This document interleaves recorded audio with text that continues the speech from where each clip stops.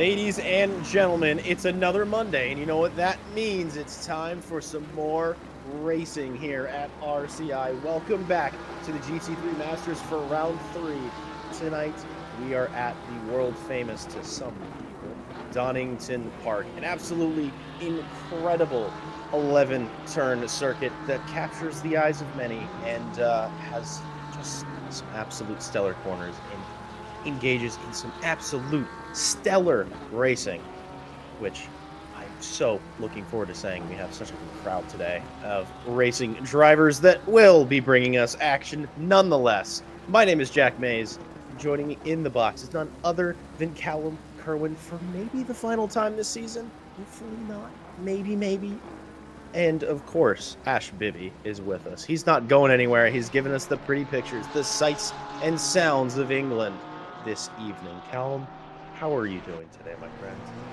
I'm good, mate. I've been looking forward to this one. We've had our American holiday, and now we're back in good old Blighty, and at my kind of local circuit. I mean, I spend sort of about half my time in a place that I'm not going to make you say, because you can just say this is in Leicestershire, but in Ashby de la Zouch, yes, it is actually called that. That is the town local to Donington Park Circuit. So it's a bit weird for me seeing this on screen and in sim, because I'm so used to going there in real life.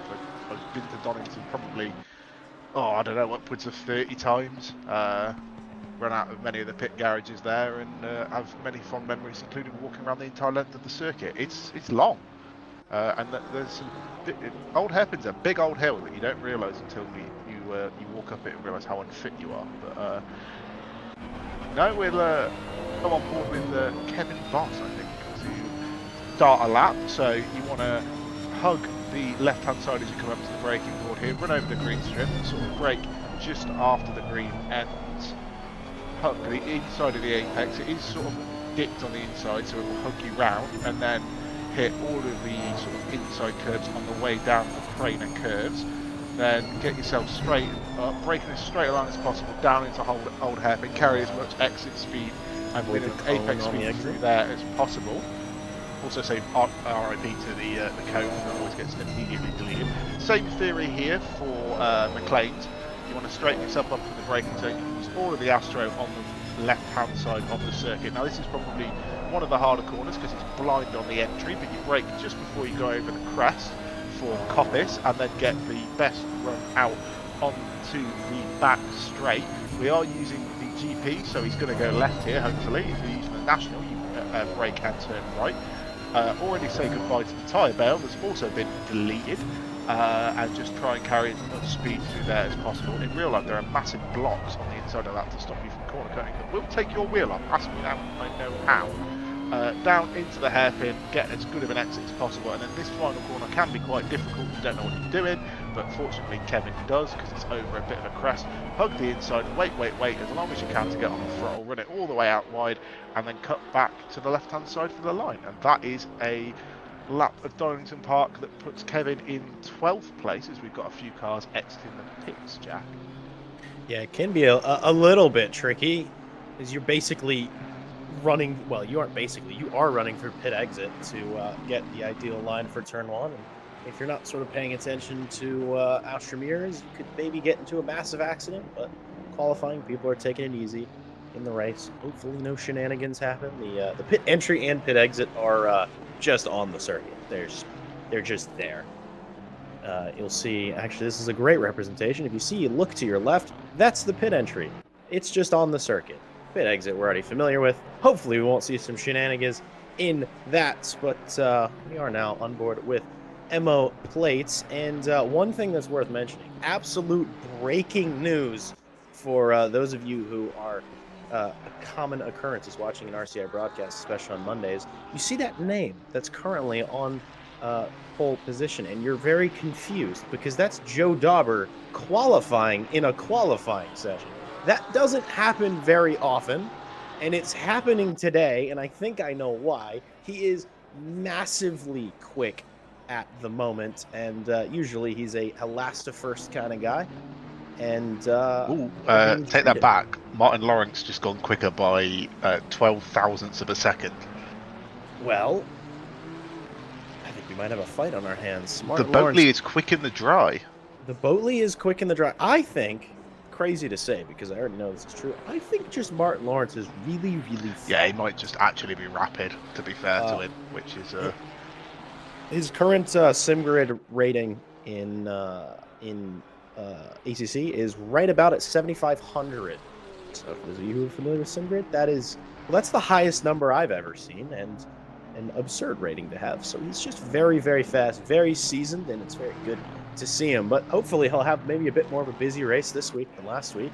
Maybe Dauber will keep him busy throughout the race. We have the Lexus of Philip Rhea crossing the line, and I spoke about this briefly before the show with with Kevin Boss himself is that I'm so excited the breadth of cars that we have in the field. It's only 20 drivers. Well, it was 20 drivers. It's currently 19. Somebody might have disappeared, but most people are in different cars. We have just about everything. We actually have a Mustang that has joined the field in round 3, and it's just awesome. It's Matt Malcolm, who has gone missing at the moment. He's one of the McLaren drivers. We do have another McLaren that has appeared as well. And but it's you know, it's true to life.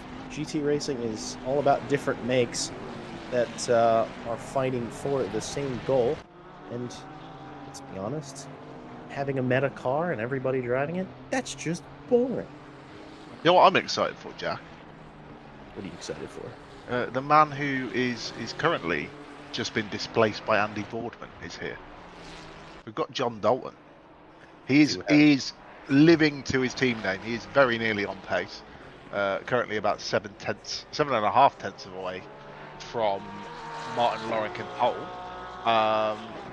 Ash Bibby is excited. We found what gets Ash Bibby excited, and it is John Dalton driving around Donington Park. But no, he's not done the first few rounds of the season, but he put a message in the chat, I think yesterday, saying that he was going to sign up for the rest of it. I think he was probably a bit busy the past few weeks. I know him very well. He's a very busy man, but no, it's good to have him back on a Monday, and we'll see if he can sort of get back to grips with ACC again. I think it's probably been a little while since he's driven it. But well, I'm being told by Ash Bibby that he's something to do with BMW, so of course he's been busy. Although that is not the line through the final corner. I think he might have been trying to esports set up the best run possible out of the last corner to start a lap, as he hasn't improved on that last one. But currently it's Martin Lawrence, Joe Dorber. Miso Stubner is in 3rd place, followed by Raphael Huel and Emo Platt, the top 5. It's a good spread of cars. I mean, you look at the top 4, we've got 4 different makes. All in the top 4, and 2 of them are British, which feels right. How many American cars have you got in the top 4, Jack? Oh, you see, that's interesting. There's none at the moment. There's actually only one American car that's on the circuit. And, I can't knock it because I do love the Mustang. Nah, we all love the Mustang. That's there it is. The Mustang absolutely captures the hearts and minds of just about everybody.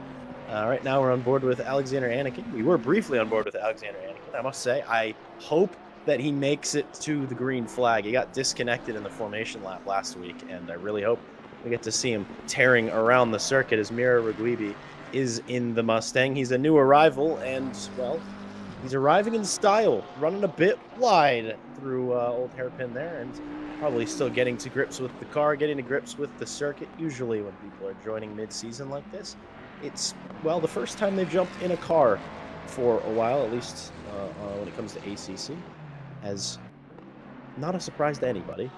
Not the most popular sim nowadays, but that doesn't stop any of these guys from coming because it can produce some incredible racing. And I gotta say, minute or so left, a couple of laps left to go for most of the field in the top 11, separated by less than a second. Callum, that's just cool. Yeah, John Dalton's up into 6th, so he's displaced Nico Computivo, Roskamp and Andy Boardman, all in that last lap. We've got, the Hondas don't seem to be doing as well around here. We've got 3, obviously Camperdix, Curtin and Reisenhauer like last week, but I remember Camperdix being a lot further up in the wet in qualifying, so it might be that he's struggling a bit round here. And we've got Foxhall's back again, the lone Lamborghini running around today, but yeah, he is a couple of seconds off the pace, quite comfortably ahead of the Mustang and McLaren, but lost time in the final corner, otherwise it would have been an improvement. He has got time for another lap, but we have already got a couple of cars in the pit lane. So Joe Dorber's in the box, so he's not going again. He's going to end the session at least 12 thousandths of a second behind Martin Lawrence, but we'll see if Martin can do anything more to extend it. Philippe Camperdix is finished in 10th place, and Peter Vargas down in 15th. Mike Redford's all done and dusted. He's currently sitting in 13th place, and you've got Emo Platt and John Dalton in 5th and 6th, and Nico Kumpu in 7th. So we'll see if Raphael Huel here can do anything. Challenge Dorber and Loring. He was about 3/10 off on his best lap so far. It does go closer, but only by about a tenth and a half, so isn't anything to challenge the top 2, Jack. Yeah, I'm looking at the timing sheets. I'm not seeing anybody on huge improvements. The It man would we're be on board Miso with now. Stubner, I think, if anyone would manage to do it. Up a bit. Let's see. Yeah, it doesn't look like. Well, Stubna's not up. Stubna's actually quite a bit down. Well, I was going to say Mike Oh. Foxhole was a bit up, but perhaps went a bit down in the braking zone. Mira Raguibi, a little bit of an improvement, not enough to gain any position coming over the line. Hopefully, the race pace is where it will be found. Kevin Boss crossing the line, avoiding the Mustang that parked in the middle of the circuit, and I think that was Boardman last to cross the line. And that is our qualifying. It is Martin Lawrence. Well, I was going to say yet again on the pole, but he actually wasn't on the pole last week. It just feels like he was. Martin Lawrence is on pole position. Joe Dauber, the very rare qualifying form from him, is in second position. Raphael Huel, our current championship leader, is third. Miso Stubna, fourth. Emo Plate, fifth. John Dalton, sixth. Nico Kumpu, seventh. Andy Boardman, eighth. Thibaut Rosskim, ninth. 10th place, rounding out the top 10, is Philip Camper-Dix. Olivier Kierton in 11th. Philip Ria, 12th. Mike Redford, 13th. Marvin Risenhauer in 14th. Peter Varga, 15th. Kevin Boss, 16th. Mike Foxhole, 17th. And Miro Raguibi in 18th. And Alexander Anakin is in 19th.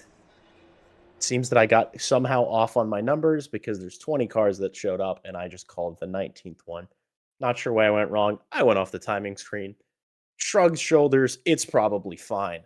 But if that qualifying is anything to go by, Callum, I think that we'll be in for a lot of sort of pack racing, as I like to call it, where packs of cars that are similar to pace with each other are going to find themselves fighting for a while. And I think the packs are going to be near pretty large today. So that's my Yeah. prediction.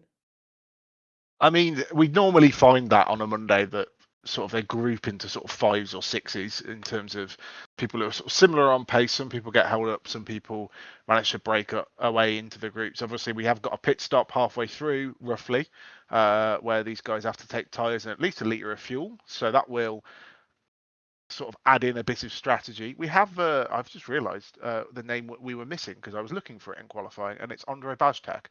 The man who did get pole last week and then span out on the formation lap because his partner was speaking to him, I think. I do have and news it was on that. wet and very interesting. But he said he was unwell, so I think he's just watching on. But hello, mate. Nice to see you. I don't know what news you had on it, though. Well, my news was that he was sick. And also my Okay. news was that Redford was trying things in the last lap, and it just didn't work. It's almost like we're looking at the same YouTube chat. Could be doing that. And for any of you that are, well, either coming from Twitch or thinking about watching on Twitch, having the same issue as last week, nothing we can do about it at the moment, so we apologize for that. So just stay here on YouTube or tell your friends. Hopefully that will be able to be sorted in the near future. The powers that be are busy themselves and sometimes are unable to fix issues in time. No issues with the drone cam this week, though, Callum. That's the patented Bibby drone walk, and it is always appreciated. Get a nice, good view of the cars on the grid and the liveries that I will fail to recognize, as I always do every week. It's a fun little grid that as well. I remember we did the MSVR season launch last year.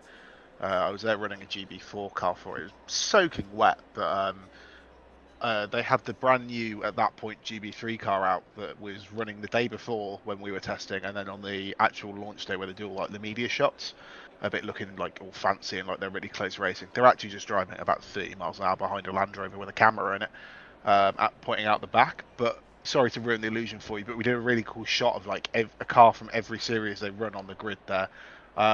Also, what's really weird last year about Donington Park is it changed in a way that I noticed immediately, but didn't notice how much of a difference it would make. It no longer says BMW the ultimate driving machine. They're now all sponsored by, I believe it's Hyundai.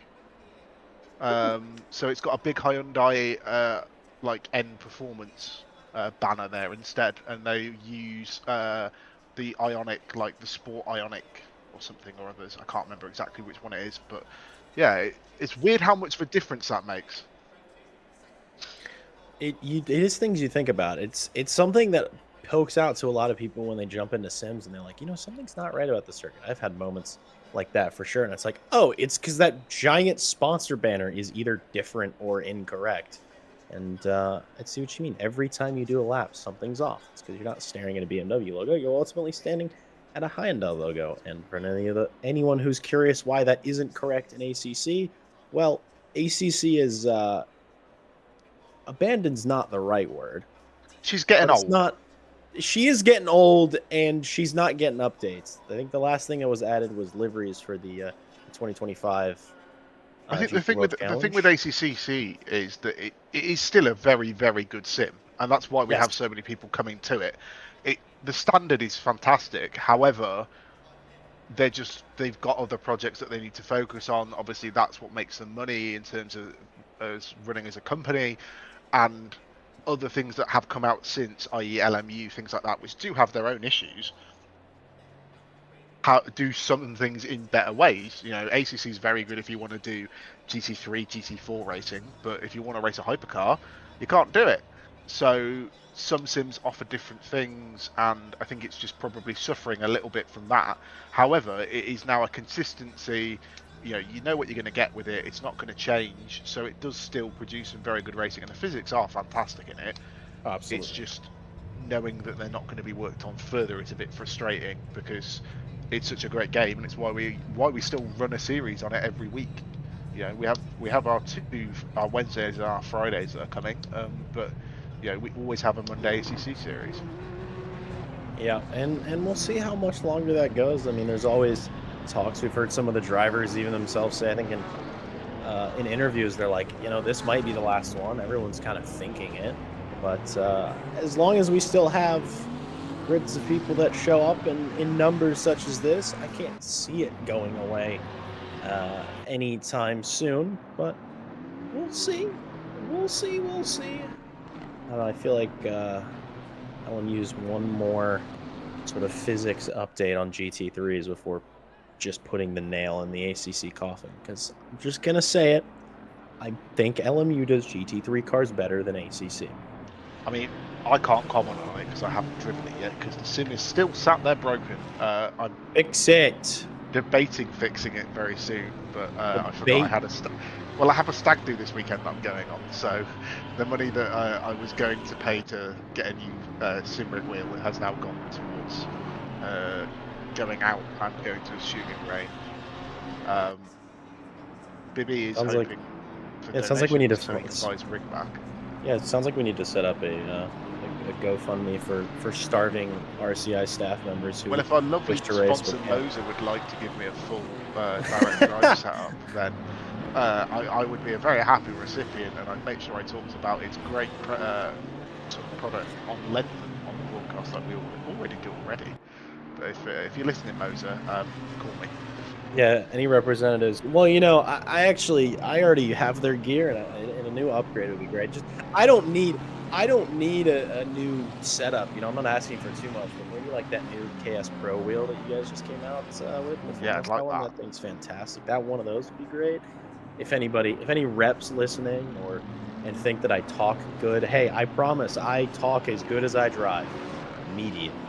So. Do you mean you drive as good as you talk? Because they're more interested in doing the way you drive. Like I said, medium. That's a great advert for why Moser should not give us anything at all. Pretty much. We're reaching the end of the formation lap. Drivers now settling in, getting into 2x2, hoping that they have enough temp to get this race started. Maybe a little bit of brake dragging. That is the good old-fashioned way to get good temperature into the tires before the start of the race. Smart and Lawrence in the Boatley. The Bentley Continental GT3 leading them off. They will go green flag at any moment. It's such a rare sight to see Joe Dauber starting not at the back of the field. We'll see how he does once the green flag is waved. And it should happen at any second. Green flag is away at Donington Park for GT3 Masters. Martin Lawrence already going on the attack from the lead. Joe Dauber, though, a good start, a pretty good start from a lot of drivers. There's a Boardman's Ferrari off. in the grass. That's Andy Boardman. And it's looking mostly clean coming through. Too wide in a lot of corners. Don't want to go 2x2 around the craners really, but they're deciding to take it. Bournemouth did recover but dropped a couple of spaces to Philip Rea and Reisenhauer, I think. He lost out to in total, but it looks fairly clean so far. Might have just been a case of sort of 3 into 1 doesn't go. Bournemouth's quite close to the back of Reisenhauer there, and they were 2x2 ahead up through McLean's and then into Coppice. They've sorted out. There's only really one line through Coppice, but the Mustang's trying it around the outside. We'll see how that one works out in the background. I think he made the move there. Has done. Ferrari in the background of Michael Redford. I do believe so. Nobody's had really any horrific starts. Oh, Nico Kumpu going around the Mustang. I was going to say nobody had a horrific start. Well, it was a horrific start for Nico Kumpu. He certainly didn't start in 15th position. He's on the inside. Oh, he's got 2 in 1. Oh, he's going to get cut back on. No, he's going to get cut back on. He's gone in too deep. Oh, Philip Rea's round on the exit as well. So the McLaren went in quite deep down the inside and took the position, but then sort of went in way too deep and got cut back on by Mustang. But McLaren's got him back into the final corner, and we'll see how much of a fight. I think it's Thibaut Roskam's lost out there, but he might be able to see if he can sneak it outside the Mustang. No, chops back to the inside, shows a nose, but nothing going there. Well defended by the Mustang. It's quite a big car, so hard to get around. I think it's just Philip Rea who's had that half spin, so he's coming back up onto the field. But everyone else is still in the line. This is the overtake to the final corner, apparently. Although I don't see one. Just ignore it. Just ignore it. That didn't happen. Should be. Well, this was something. We'll see what it is. It's more of something. And the tool never breaks, ladies and gentlemen. Going through all the replays we were given, it's just showing us. All right, well, Philip Rea, we know he spun. We saw it briefly. We were trying to get a replay of it to see what happened in greater detail, and just not getting it. But that's all right. Martin Lawrence still leads the field. Not as big of a spread so far. Roskam's going to go down the inside here. He's thinking about it. Mighty Porsche brakes versus the Lamborghini. He has it done.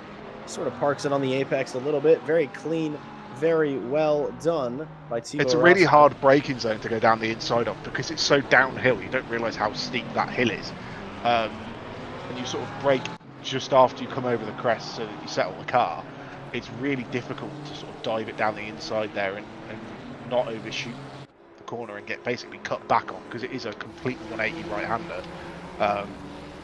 So yeah, it's a difficult old corner, but Roskam making the move. I think he dropped back a bit at the start and is starting to gain back positions. But spoiler alert, John Dalton's up to 4th.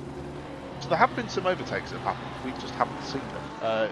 So you've got Martin Lawrence, Joe Dorgan, Raphael Huell, and then you've got John Dalton holding off Miso Stubner, and then Emo Platz in 6th place. Yep. We've got a couple of moves making. We have a bit of, I think it's a little bit of touchy-touchy from the Mustang. Okay, that was not a little bit of touchy-touchy. That was a lot of a touch. That was Reisenhauer sort of giving the shove. There's another view of that. Just sort of goes on the curb. Starts to spin on the grass. And it's just into the Mustang, into the Porsche. That's how Roskam dropped behind. The Mustang's holding its line there, and then obviously the Astro ends and sort of tapers off into grass. And yeah, I mean the Porsche of Roskam is a completely innocent bystander in that, and just doesn't really have anywhere to go, I don't think. But it's still circulating round, however. So, and it's showing up on the timing screens. I'm sure the stewards will take a look as they do. Time to shout them out. We've got some live stewards looking over everything here. We do try and have them around as much as possible, but they are here for this series at least. It's been a while since we've had the live stewards on a Monday series, but it's nice to have them back because there's usually about 7 or 8 of them down there in their little stewards box, dealing with everything that gets put to them live. Yeah, they had it easy on round 1. I think there was only a handful of incidents. Round 2, it was, well, everything happened, and seems to be somewhere in the middle so far in the opening 5 minutes. But definitely still a bit of incidents happening. We're on board. Here's Boardman thinking about getting past Camperdix. A little bit of a wiggle coming out of the chicane. It's close on the braking, but is just not close enough. That's Risenhauer as well, just ahead. Honda, Ferrari is the 3-way fight that's coming to us. Boardman is very close. Andy Boardman, we know, is a super quick driver and just nails the line perfectly around the final corner. Risenhauer have the line though for the inside of Tim 1 up at Redgate, so it's whether he can hold it around the outside of Redgate, which is a mighty brave thing to do, but he's not managed it. He's going to try the up and under, but it's well defended by Risenhauer, just putting the car in the right place, I think, there. And then, apart from on lap 1, you don't really want to be going down side by side through the Craner curves. It's a bit difficult, but oh, Risenhauer has overbroke and been touched by Boardman, and he's now in the gravel at Old Hairpin. So we'll see if he managed to get that stopped by the wall before he hit the wall of the Old Hairpin or not. But yeah, they filtered back onto the circuit. We'll see what that looked like yet again from the offboard. And yep, well, actually it was Boardman. Yeah, Boardman just didn't get it slowed down. Did stay out of the wall, fortunately, but that might be, well, certainly will be something the stewards are going to be looking at, and maybe penalty coming the way of Andy Boardman. But that will be something that gets answered in the interim. They got to make it through lap 1 first before they can get to the rest of the incidents. I know they are working furiously, and it's so good to have them on force for this series. We are with Olivier Kierton thinking about Peter Varga. Varga is off to a pretty good start. I think he qualified 15th or 16th. Made it up a couple of positions and is now fighting to hold that 11th that they are currently in. The mid-pack is just, well, it seems like a lot of Hondas and a lot of Ferraris. Is now, we are back. I promise you we are back live. Or are still live. But it's still Kierton chasing down the Ferrari of Peter Varga. And head of that train is Kevin Boss as well, I think. He's up to a mega start, staying out of trouble, keeping his nose clean. Looking down the inside up towards Coppice, though. That's a car. Ooh, it's very wide for Kevin Boss, and a bit sideways. Oh, it's going to be on the brakes maybe for Varga. No, I think Varga just tucks back in, decides maybe we won't try to make an overtake into the chicane, and maybe Kevin did go very defensive. He didn't want to go for it, Varga did, but Kevin went very defensive through the chicane and is now earned himself a bit of breathing room. But you can see the Ferrari close up as they hit the brakes for the hairpin, which we were saying about this before we started about how much I hinted on. I don't actually know the name of that hairpin. Is it the Shell Oils or the Melbourne Loop? It's the Melbourne hairpin. Okay, I call it the square pin because if you look at it on a track map, it looks like a square. So I've just always called it the square pin. It's right where the assembly area is. That's why it's square.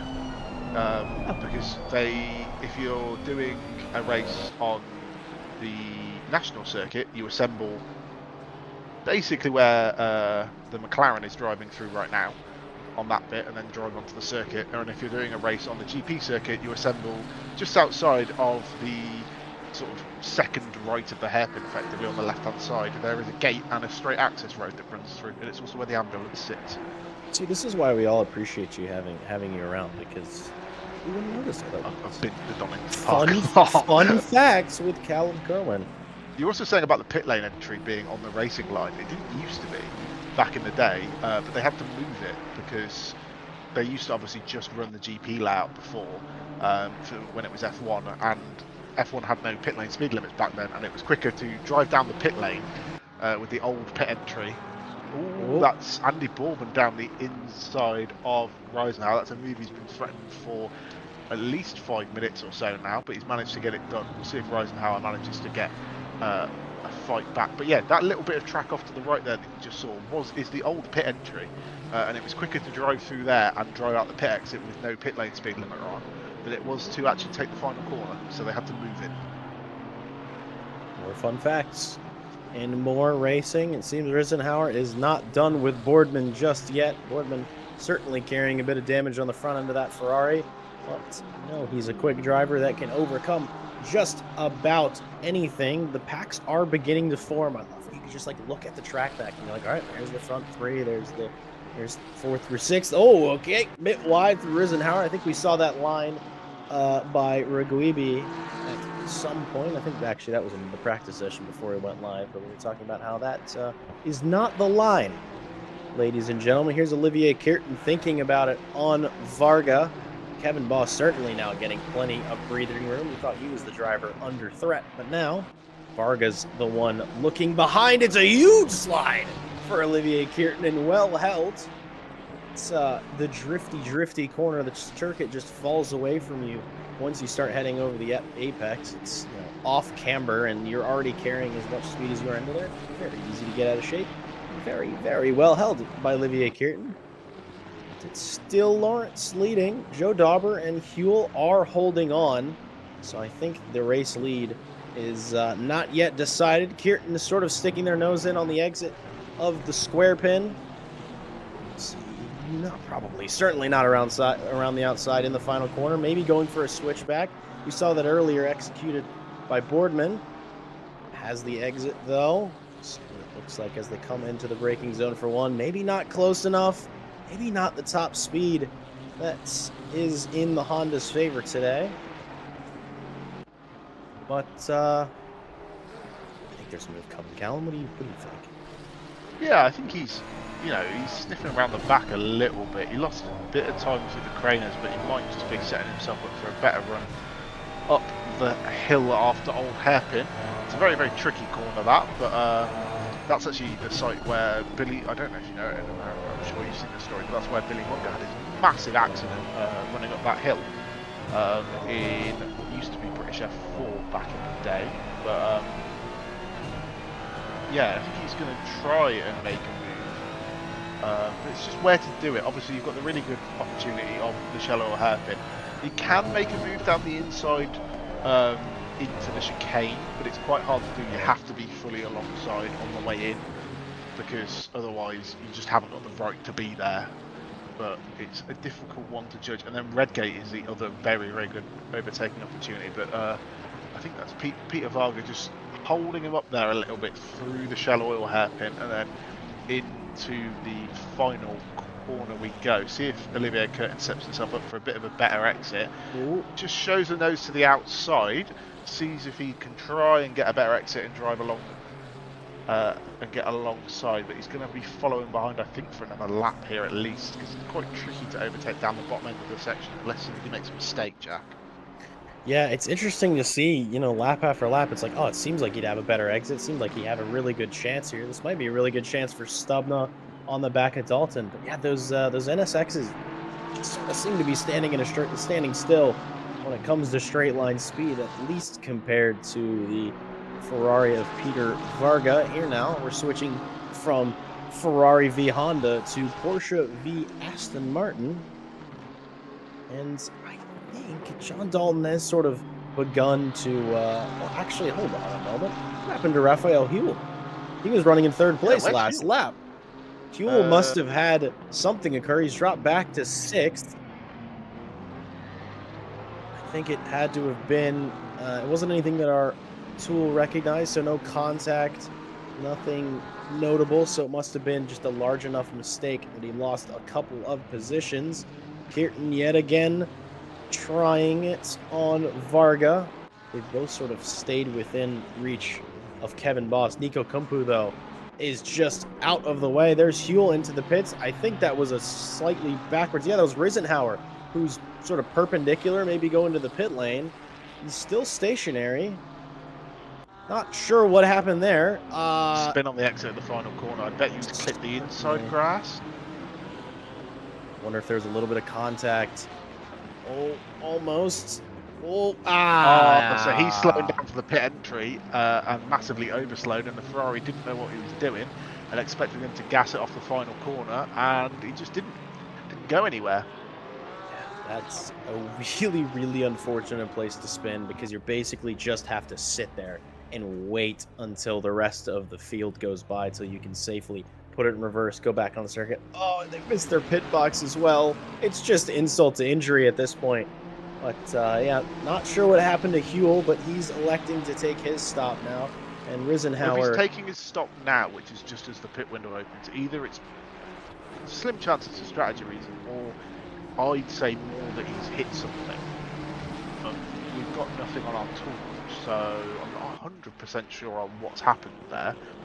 But Risenhauer is going. Varga is trying it round the outside of the Melbourne loop, and has managed to actually make it work so far on Kevin Boss. We'll see if he gets the inside for the final corner, which is Goddard's. Olivier Curtin's coming for a long way back, but Kevin Boss has been slipped past by Varga. Curtin's decided to box, so he's out of this fight now, but Kevin Boss is still in it, trying to sort of hold on. He'll dive down the inside at turn 1 on Peter Varga, maybe make a little bit of contact there at the apex, but Varga sort of shuts the door enough to slow down Kevin Boss and mean that he doesn't really have the momentum running down the Craner curves to carry it side by side. So Kevin's still on for a move here this lap, potentially to try and get the place back, but Peter Varga gets a good drive out of Old Hairpin and manages to take it up the hill. And then you've got Mike Redford and Philip Ria in the Lexus in the background there, waiting to see if anything juicy happens. Risenhauer is finished with his stop, and so is Raphael Huel. Olivier Curtin is still in the box. So far, those are the only cars that have looked about making pit stops at the moment. Still, Martin Lawrence and Joe Dorber up at the top. John Dalton is now in 3rd place. Miso Stubbs now 4th, and Emma Platt now 5th. And then you've got all the Ferraris following that. And I think we might have some penalties in a moment that are coming through. We'll see what they are, see if there's anything applied time second wise before people make their pit stops. But Martin Lawrence has got a bit more of a comfortable lead on Joe Dobber. He stretched it out over a second over the past few laps. But he's managed to stretch it out to a total of about 3 so far as they went over the line. But Joe Dorb is still holding pace, even though Martin Lawrence got the fastest lap. That is, I believe, John Dalton over the grass. No, that's Raphael Huel. And Nico Kumpu has been given a 5-second time penalty, Jack, for avoidable contact on the 69 and the 96. But I think we'll see first what happened here to Raphael Huel. Just took a bit too much speed in. I think the clip on the curb on the inside didn't help, and it just washed him out wide onto the grass. So he is lost out there to Joe Dorber. But yeah, so 5 seconds. Oh, he's a lap down from Joe Dorber, that's why. 5 seconds for car 256 for avoidable contact with 69 and 96. And then poor old Risenhauer has been given a 10-second penalty. So not only did he get spun and miss his box, he's also been given a 10-second penalty for avoidable contact with car 69, which I believe is Andy Boardman. So Andy Boardman's been involved in both of those incidents, but come out right from both of it. He's still running around in 6th place. So that was all relating to either lap 1. I believe they were both lap 1. One was turn 1, one was turn 10 so far. And something that I've just noticed that is really, really bad news for Raphael Huel. If you see next to his name, it still says he's required to take a pit stop. So he missed one of the check boxes going into pit lane. I don't know if he forgot to change his tires. I don't know if he forgot to add a little bit of fuel, but he didn't satisfy the mandatory pit stop requirement. So he has to go back down pit lane one probably more tells time. me his car was damaged from whatever happened to it. We didn't see it, but I've put money on the fact that his car was damaged then. There's no other reason to try and pit then. I think maybe he might have entered before the pit window opened, ever so slightly. That could be it. We also do have a 5-second penalty for Andy Bullman. I did just jinx him, but he's got a 5-second time penalty for avoidable contact with 573. So I'm trying to look at who that was is. Camper That is Dix. Camper Dix. Yep, that was the old hairpin incident. And Camper Dix has also been given a warning for a poor rejoin as well. I believe that was probably to do with that incident at the same time. I believe so. If I were to make a bet, Redford is now the next car to attempt to overtake the mighty Kevin Boss. Many have tried. Well, one has succeeded. Peter Varga succeeded when I briefly had to step away. I gotta tell you, I got so excited my nose just spontaneously started bleeding. So if I sound a little funny, there's some tissue stuck up my nose. Ooh, Redford, for that I apologize. He did. Final corner exit, sorry. Redford's getting too excited as well. He's really wanting to get of time to Kevin Boss, and he's just sort of been reeled back in by Philip Rhea there.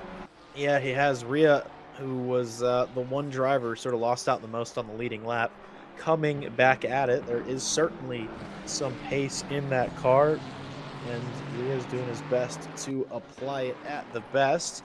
I'm surprised to see here how there's several cars already that have already elected to take their pit stop this early.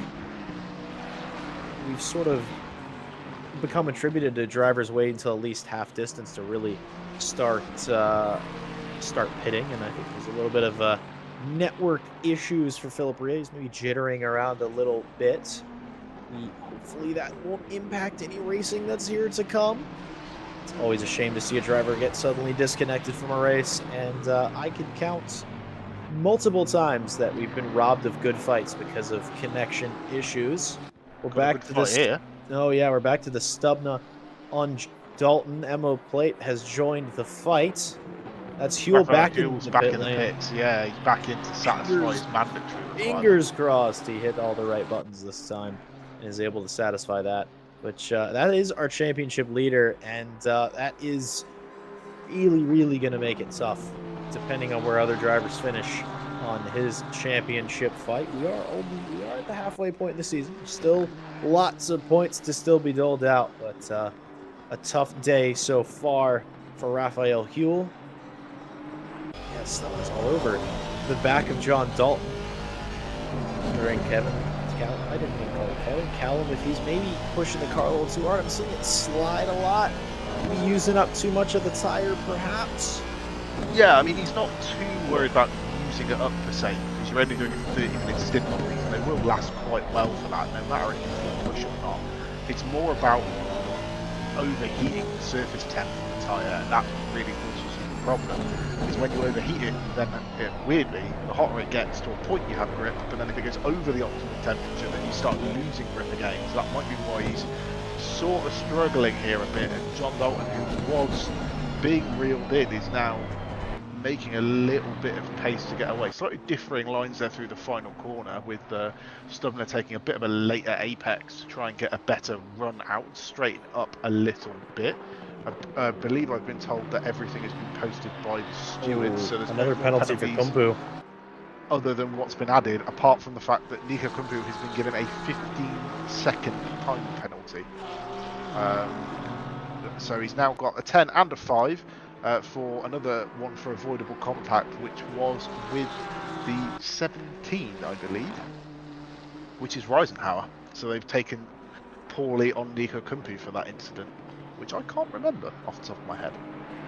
Oh, it was the pit lane one. Pit lane entry. Oh, yes. Where he's been spun around. So they deemed that as Nico Kumpu's fault for not anticipating. I could see that. I could see being a bit unnecessary, but I think it could go either way. Fortunately, you and I are not the ones who are in the steward box, because we don't really know better. But no, those stewards just give Dalton a 10-second penalty for the fun of it. Why? Other than funny? Funny, innit? Okay, funny. He's going to come in the voice chat afterwards and complain. So, Like, it's Fair not for enough. anyone else's humour, it's just for my own. But yeah. No further questions. This is Thank not you. a fight for position, but it is Philip Rhea all over the back of our race leader, Martin Lawrence. He's probably thinking about, I'm losing time here if I'm stuck behind him. If I unlap myself, maybe I could carry on. But I don't think Martin's really going to let that go. I don't think he's going to do anything that would lose him time. After all, he's the one leading this race.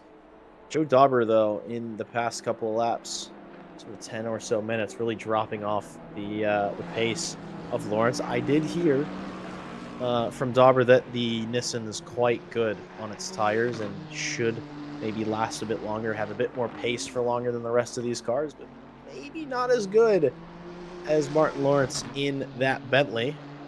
However, though, a great drive in the opening 25 for the Rebound Racing driver. And Yeah, it's nice to see what he can do when he's actually trying to win a race rather than just starting from the back. But I mean, he's got sort of this high up before. He did it at Indy, didn't he, in the first round? But then, we've got a yellow flag at the exit of Redgate. That's 42, I believe, going slowly. That's Foxall's going slowly, so I don't know what's happened there, but he's got going again. But yeah, he did it in the first round where he sort of made his way through most of the field and I believe got involved in contact or got a penalty. I can't remember exactly what happened. it was a stop and go for that was it. in the pit lane. Yes. Oh, Raphael Huell is out of the server, and I believe we had another disconnect as well, because we had 18 and now we've got 60. Yeah, I think we've lost a handful. We lost the McLaren. We did lose the McLaren. That was Anakin. Lost the McLaren. Yep. So we're down one manufacturer from this race, and I can sort of understand. I can sort of understand where Huell's coming from at this point. I mean, ultimately, he's probably going to finish where he was sitting in 17th. He had to take an extra pit stop than the rest of the fields. It's really unfortunate, though. I will say I've sort of been doing a bit of math in my head, and very good news at the moment for Miso Stupna. The driver is currently in 4th position. They're in 3rd at the championship at the moment, behind Nico Kumpu and Raphael Huell. Huell, we already know, is not going to be scoring any points in this race. Well, it's weird for Huell to retire from 17th from a sort of lack of want of trying, because it would still get him 14 points. That's true. Which is massive in terms of a championship, because we have the ability to go points down to 30th in this, depending on how many cars we have. But yeah, he would still get 14 points. I mean, obviously he's losing out to the likes of Miso Stupna, who would be getting 48 from this race if it were to all end as it was. But I don't know. I just feel like maybe. Well, I mean, if he's not having fun, then fair enough. You know, that's what it's all about. Is having fun, and he can come join us here instead. And tell us what sort of drove the reason. But yeah, he's usually wants us to get out, no matter how badly it's going. So I'm wondering if there's more to that than just a retirement in terms of maybe a network or maybe a hardware issue, etc. Boardman's in and is serving his 5-second penalty as well. Yeah, no, I think that is a very good point to make about Raphael Huell. Kumpu went in as well, and now he's all the way back behind Philip Rhea, Olivia Kiernan, and Emma Plates.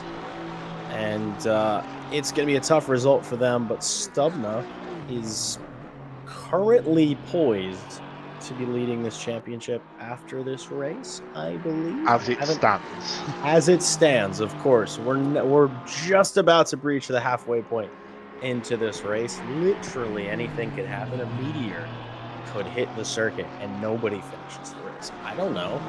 I don't know what's in the back end of there. Well, I'm saying in the sim, my man. You know, I don't want a meteor to hit, you know, actual Donington. That one. It's very weird for me because I spend a lot of my time in 2 separate parts of the UK, both of which have a Donington, spelt differently as well. Telford, where I live, has an area in it called Donington, and then obviously I spend a lot of time at Donington Park, but everyone in the UK just calls it Donington.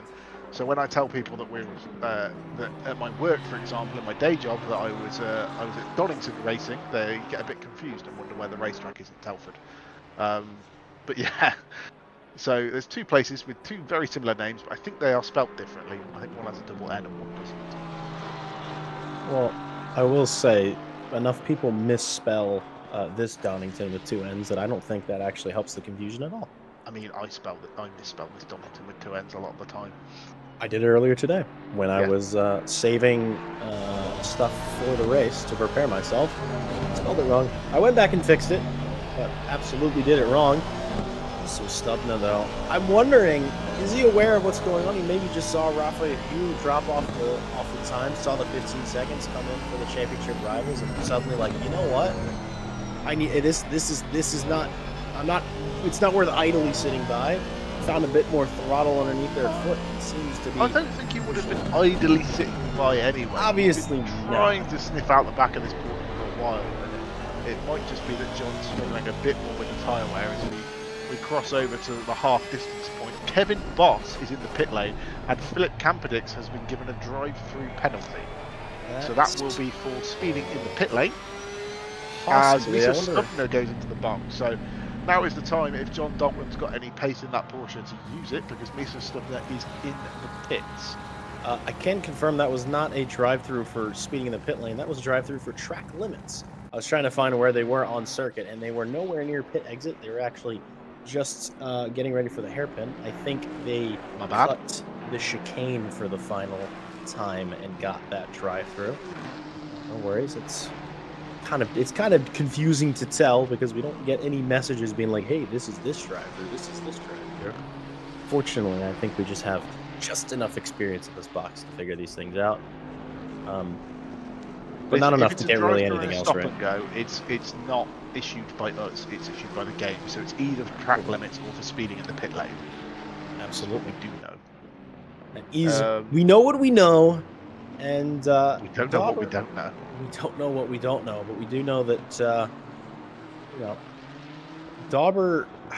You think this is for me? Joe Dauber is the absolute poster child of I do this for fun. For those of you who weren't with us last week, he actually got disqualified after going over the line, worried that he wasn't actually going to get a points finish, but we were worried he wasn't going to get a points finish. He actually did. He got his points fair and square. Oh, did he get his points? Because I think he did. The last discussion I had with someone was that he wasn't going to get his points. So it is on SimGrid. He is there, but even so, in the YouTube chat before we ended the show, he came in and said, "Oh well, I was just here for fun, anyways." And if that isn't the greatest attitude, not bothered by something, it's. Also, I'd love to be rapid like he is, but I'd love to be rapid and not give a toss, because he clearly doesn't. Yeah, well, when he's got a carrot to chase, he thinks he has a pace on a circuit. He's like, I may as well see what I can do. And what he's doing. Big old Bentley-shaped carrot he's got to chase, and it's just not quite there for him. They're setting similar lap times, but it's just Martin Lawrence occasionally just goes a couple of tenths quicker, and it's just ebbing out over the course of the race now. This is one of the closest sort of top twos we've seen. Someone's taken out the brake marker board on the entry into the final hairpin. That is interesting, because that's on the grass. Marvin Reisenhauer also has a drive-through. And I'm going to guess that is also for track limits. I know for a fact that it can be very tricky. I guarantee every single one of those. Dauber is boxing from P2, but I can guarantee that all those track limits came through the chicane, because there's no... If you haven't driven this circuit enough, it's very hard to tell what's legal and what's not, and the difference between a legal amount of cutting of the corner and illegal is so short, but you can lose tenths of a second if you take it easy. So everybody putting it on the line. Really, really nice tyre stack there that instantly gets deleted on lap 1. That is meant to tell you sort of where the line is. But problem is one person sends it a bit too hard through there, bud, and it's gone. But Misha Stubbins pitted out and has come out ahead of Emo Platt and Andy Boardman. So he's the lead car that has pitted. So it's just the top 5 of Laurent, Dalton, Dauber, Peter Varga and Mike Redford. As I say, that Dauber should be exiting the pits, I believe. He's done his stop. He's satisfied his requirements, and he's coming out what should be comfortably ahead of Miso Stubner, but we'll have to see if John Dalton can manage to set any timing screens on fire in the next few minutes. They've got 10.5 minutes left to go before they have to pit. I got some bad news for any Marvin Reisenhauer fans. He's got another drive-through penalty. I think he might have done a bit of speeding into the pit lane when trying to clear his other drive-through penalty. We did Philip just lose a Camperdix is driver. gone. That's Yeah, Philip it's Philip Camperdix. He pitted and then quit though, which is quite respectable. That is, at least it's, you know, more Not of causing a yellow flag. Of course. But I think Philip not having a race that they were terribly enjoying. There was a much better showing last week. Well, it was until it wasn't, until the rain started to get the best of some drivers. And maybe just decided that's enough for the day. And I will say, if Reisenhauer finishes this race after the insurmountable amount of penalties that have been thrown their way, I will be very, very impressed. And yeah, I mean, it's still really good points. Oh, we Lawrence. We just jinxed it. It is really good points, which, you know, if you want to drive around for 24 more minutes and gain another sort of 15 points in the championship fight for it, then fair play to you. But if you also don't want to and want to come join us here instead, then, you know, be my guest. Yep, Dalton entered pit lane as well as Martin Lawrence. And we'll see. The timing screens will take a second to sort themselves out. I was going to say, so I was hoping that Dauber... the fact that Dauber isn't ahead, he is now. But we'll see. It's Dalton versus Stubner we want to keep an eye out for. Lorenk is gained actually about another second in the pit stop cycles on Joe Dalton. Yeah, but it's Peter Varga leading the race from Mike Redford. So is that? Yep, that is ahead of the Aston Martin. So John Dalton hasn't hasn't really gained too much, but more importantly for him, hasn't lost out to Miso Stubner.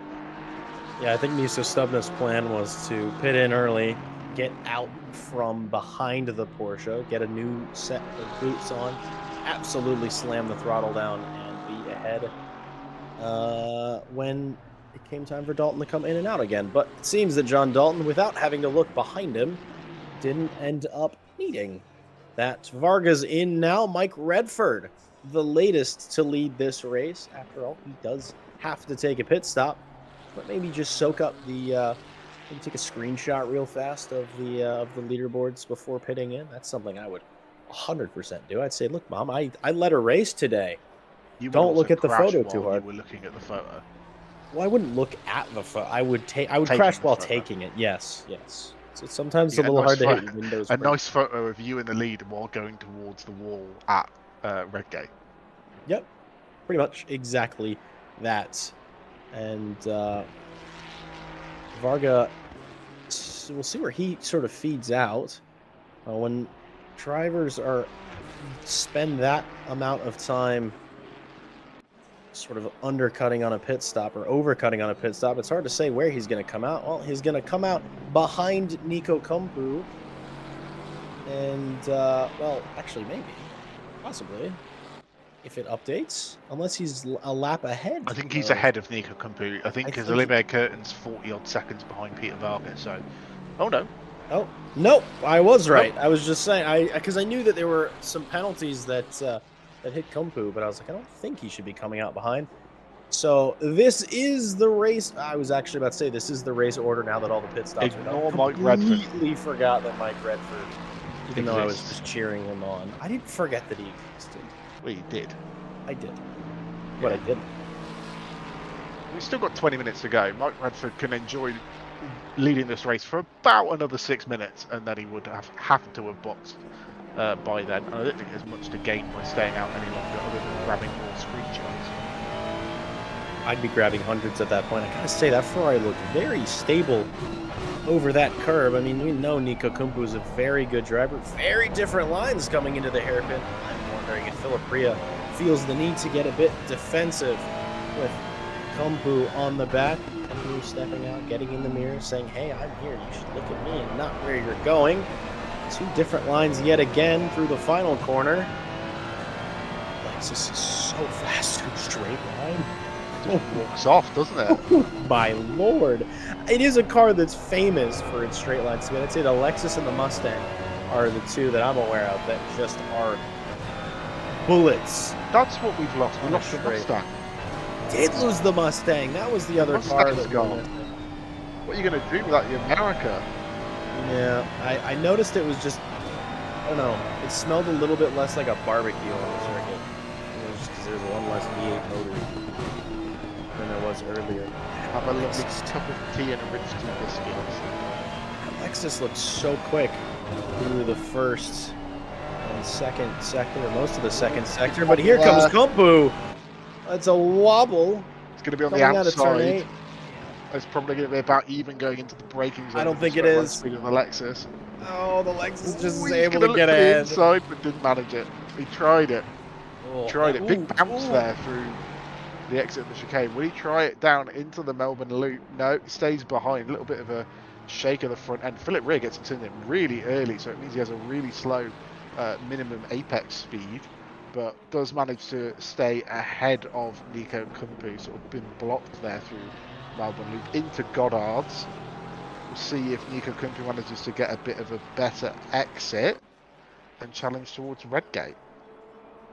Yeah, we'll see, but I think that car is going to be incredibly difficult to overtake for Nico Kumpu. I mean, he's got nothing to answer really on straight line speed, and all the good opportunities to overtake are ones that come after long straights. I mean, you saw how much the Lexus was out of shape coming out of Coppice turn 8, and well, by the time they reached the braking zone, the Lexus was completely back ahead. Not even concerned, so Nico Kumpu is just going to have to drive several perfect laps, many perfect sectors, and as soon as there's maybe a little bit of a mistake from Rhea, he has to be all over it. It's interesting how much everything changes, because coming through the first sector, the Lexus is quicker. Most of the second sector, the Lexus seems quicker, and as soon as they hit sort of turn 6, 7, 8, Kumpu is right back on him. Very good run through the chicane. I wonder, it does just seem that that's the line that Rio wants to take. You can see what it looks like coming out of the traction zone that Kumpu gains and then loses. Oh, it's very deep. Oh, he's gone in very deep. This might be the moment for Nico Kumpu, but here's the problem.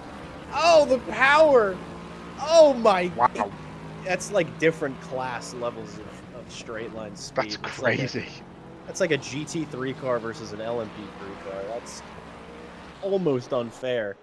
Now, Kumpu's a very calm man, as we know.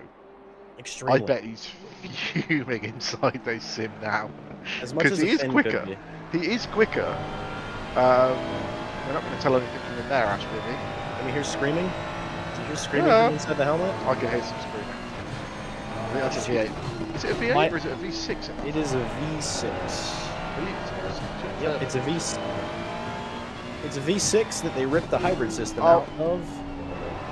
Redford's Mike Redford from the lead.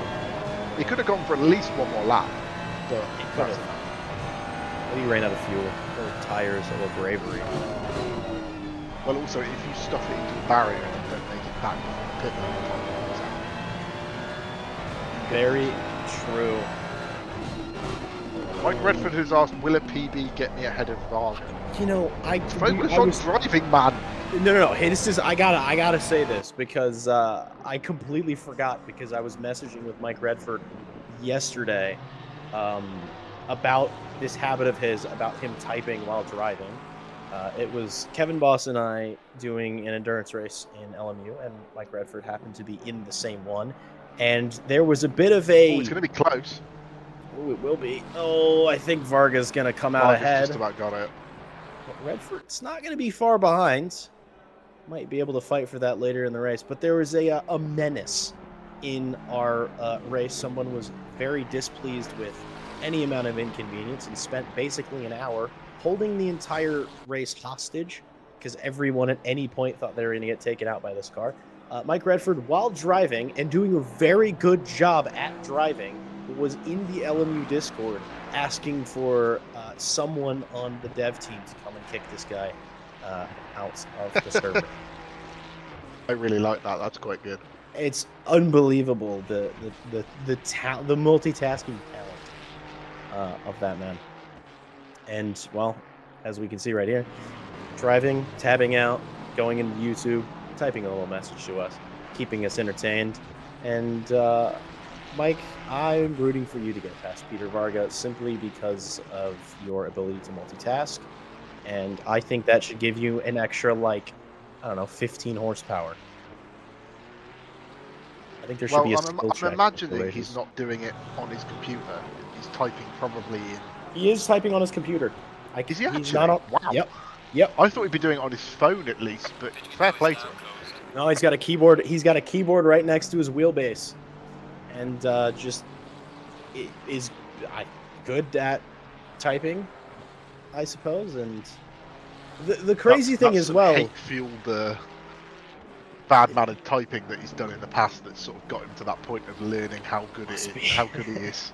That man has played Counter-Strike Global Offensive. I can pretty much guarantee it. And the crazy thing as well with his typing is there's punctuation and capitalized letters. I'm just like... Respect. Now that's bordering, that's gone past the line of concern to complete respect. Yep. The fact that you are doing it grammatically correct. Yeah. Nico Kumpu's still behind that Lexus. It's just, he's so close. And then he's just not anymore. The tricky bit. Oh, I was going to say! I was about to say fair play to Philip Rio for not making a mistake and holding the pressure for so many laps. But the egg eventually cracked at the chicane. Finally, Nico Kumpu gets his pass that he's been looking for and can drive off into the sunset.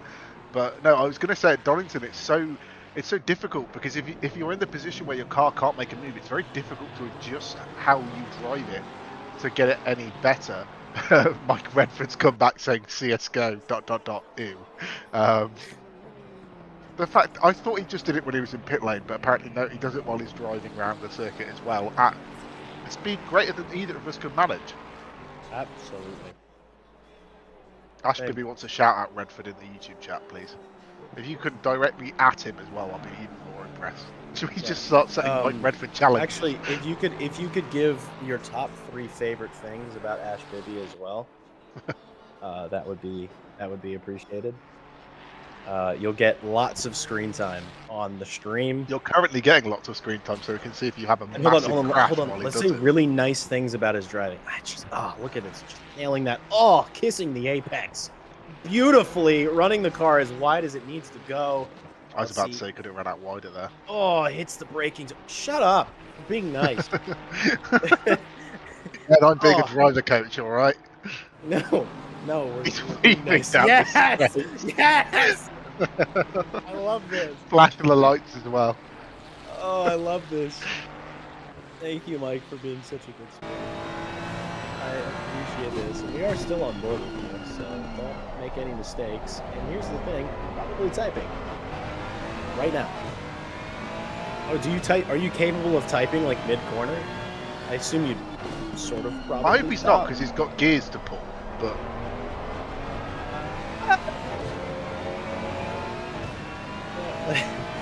Who knows? Maybe he has a button. He switches the car to auto clutch or auto shift. Or he's got that the McLaren rim that I've got, where you can do it by pushing and pulling the paddle, because it's linked on a pin, isn't it? So you can push, you can pull the left paddle to go down, or you can push it away from you, and it effectively pulls the right paddle in.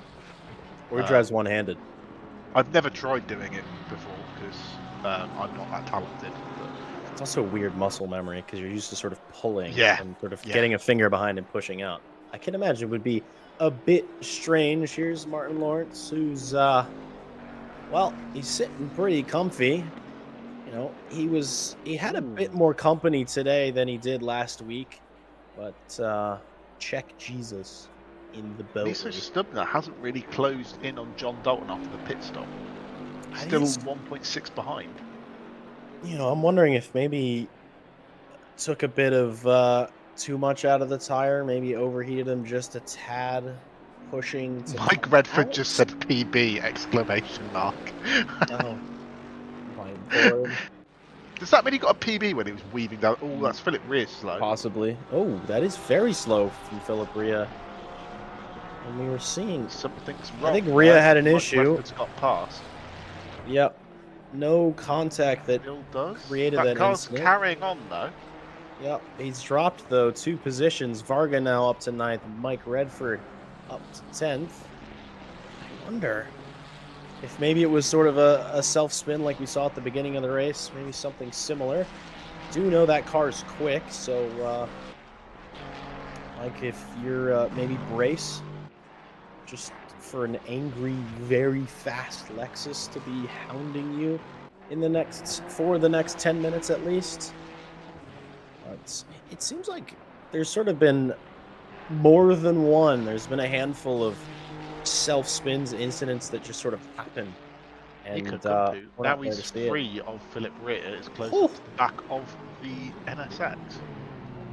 I mean, these are championship points. These positions could be the difference Really good run between through a championship victory and not in an absolutely stellar run through the chicane. We'll see how he is on the Curtin's got to break. try and cut it back.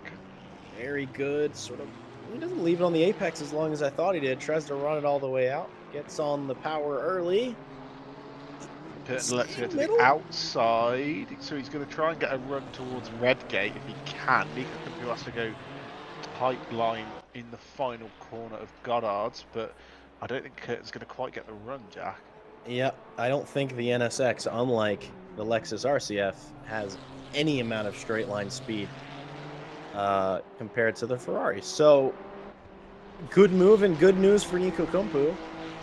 Another position gained and another handful of points as it stands towards his championship charge. Now, I'm going to go do a bit of napkin math to see where we might be ending up if these this would be the final results. See if Nico Kumpu's managed to climb his way back up far enough that it won't make as much of an impact. That Miso Stubner is currently sitting in 4th place. Behind him, you've got Emo Platt. It's quite a quiet race from Emo. He's just sort of pootled around. It's near where he started, so he's got a good buffer back to Andy Boardman, and he's sort of in the John Dalton zone of there's not much going on around him, but no one else really seems to be at the moment. Maybe Andy Boardman is probably the other contender for being quite firmly in the John Dalton zone. He's got a big gap back to Nico Kumpu and a big gap ahead of him to Emo Platt as well. But Miso Stubner is still trying to chase down John Dalton, but isn't managing to make the sort of inroads he really made in the first stint. They're just sort of struggling since they both switched tyres. Maybe just not managing to get these ones switched on, or another very real possibility at Donington, with all the curbs and the cutting of the chicanes, is that you can get punctures quite easily, or at least slow leaks per se. So he might have got himself a puncture that is sort of slowing his pace a little bit. It all makes a difference to the driver's pace around the circuit. And John Dalton is closing in on a car ahead of him, but that is a lapped car. He's about 18 seconds behind Joe Dormer, who probably actually a bigger sort of contender for the John Dalton zone.